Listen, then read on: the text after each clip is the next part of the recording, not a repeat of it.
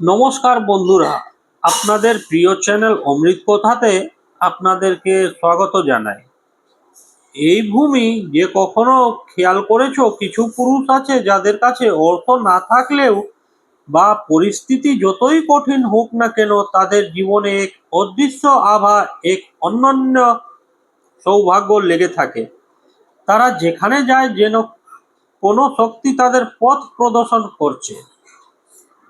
প্রাচীন জ্ঞান বলে ভাগ্য শুধুমাত্র কপালের দান নয়, বরং এটি আমাদের আচরণ, আমাদের অভ্যেস এবং আমাদের অন্তর্নিহিত চিন্তাধারা দিয়ে গঠিত হয়।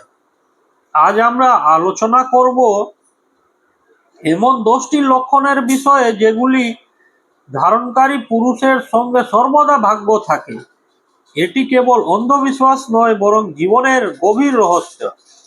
এটি বুঝতে হলে মনকে শান্ত করো, কারণ আজ যা শুনবে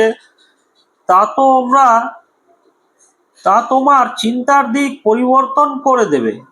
প্রথম লক্ষণ, যেসব পুরুষ দাড়ি গোঁফ রাখেন না, তুমি ভাবতে পারো এর সঙ্গে ভাগ্যের কি সম্পর্ক, কিন্তু লক্ষ্য করো, বহু সংস্কৃতিতে মুখকে আত্মার আয়না বলা হয়েছে। একটি পরিষ্কার মুখ কেবল বাহ্যিক সৌন্দর্যের প্রতীক নয়, এটি অন্তরের স্বচ্ছতা ও পবিত্রতারও প্রতিচ্ছবি। যখন কোনো পুরুষ দাড়ি গোঁফ না রেখে নিজেকে সরলভাবে উপস্থাপন করে, সে অজান্তেই বার্তা দেয় যে তার কিছুই লুকোনোর নেই। তার মন খোলা, তার উদ্দেশ্য পরিষ্কার, আর এই সস্তায় জীবনের সুযোগের দরজা খুলে দেয়। কখনো কি ভেবেছ কতবার আমাদের বাহ্যিক সরলতাই আমাদের ভাগ্যের কারণ হয়ে ওঠে? দ্বিতীয় লক্ষণ, যেসব পুরুষ স্নানের সময় প্রস্রাব করেন, প্রথমে এটি অদ্ভুত মনে হতে পারে, কিন্তু গভীরভাবে ভাবো। প্রাচীন ঐতিহ্য জলকে পবিত্রতা ও প্রবাহের প্রতীক ধরা হয়। যখন কেউ জলের স্পর্শে শরীরকে মুক্ত করে, এটি কেবল শারীরিক কাজ নয়, এটি মনের গভীর মুক্তির প্রতীক। এর মানে হলো বন্ধন থেকে মুক্তি, পুরনো বোঝা ছেড়ে নতুন তোকে স্বাগত জানানো।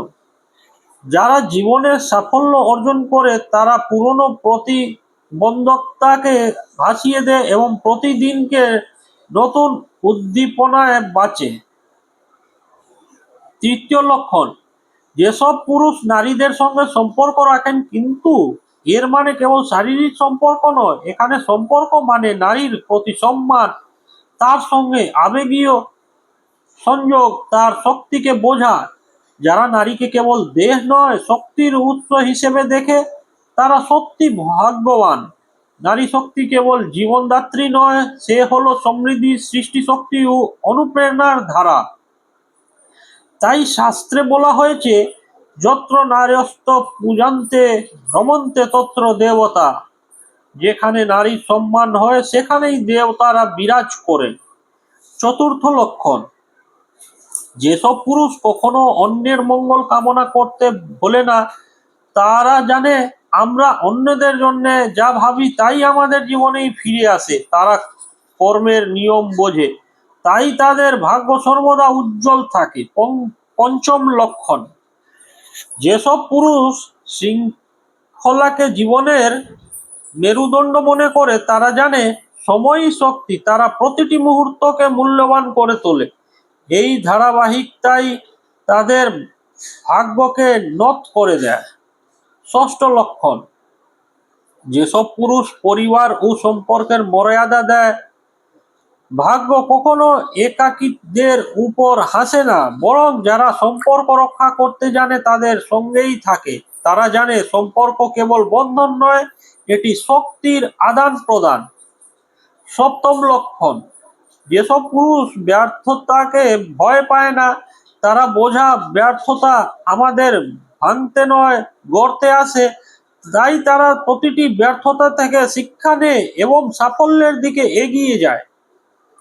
অষ্টম লক্ষণ, যেসব পুরুষ অন্তরের শান্তিকে সর্বোচ্চ সম্পদ মনে করে, তারা জানে যতক্ষণ না ভেতরের শান্তি খুঁজে পাওয়া যায়, বাইরের কিছুই প্রকৃতি সুখ দিতে পারে না। নবম লক্ষণ, যেসব পুরুষ উদার হৃদয় সম্পন্ন, ভাগ্য কখনো স্বার্থপরদের সঙ্গ দেয় না, কিন্তু যারা দান করে সাহায্য করে তাদের জীবনে অসীম শান্তি ও সৌভাগ্য আসে।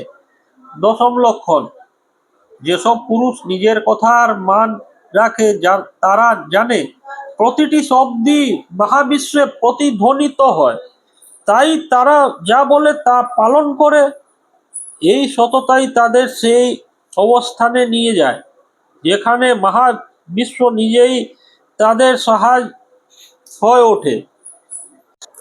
এখন ভেবে দেখো, এই সব লক্ষণ কি কেবল অভ্যাস নাকি ভাগ্যের গোপন দরজা? যখন কোনো পুরুষ এইসব বৈশিষ্ট্য নিজের জীবনে গ্রহণ করে, তখন সে কেবল সৌভাগ্যবানই নয়, বরং অন্যদের জন্য অনুপ্রেরণার উৎস হয়ে ওঠে। ভাগ্য মানে শুধু পাওয়া নয়, অন্যকে দেওয়া ও জীবনের উচ্চতর উদ্দেশ্য বেঁচে থাকা। আর শেষ একটি চিন্তা, যদি তোমার জীবনের প্রতিটি অভ্যাস, প্রতিটি চিন্তা, প্রতিটি ছোট্ট কাজই তোমার ভাগ্যের সুর লিখে দেয়, তবে তুমি কি নিজেকে বদলাবে নাকি আগের মতোই বাঁচাবে? যদি এই ভিডিওটি তোমার ভালো লেগে থাকে, তাহলে অন্তর থেকে একটি লাইক দাও এবং চ্যানেলটি সাবস্ক্রাইব করো। ধন্যবাদ।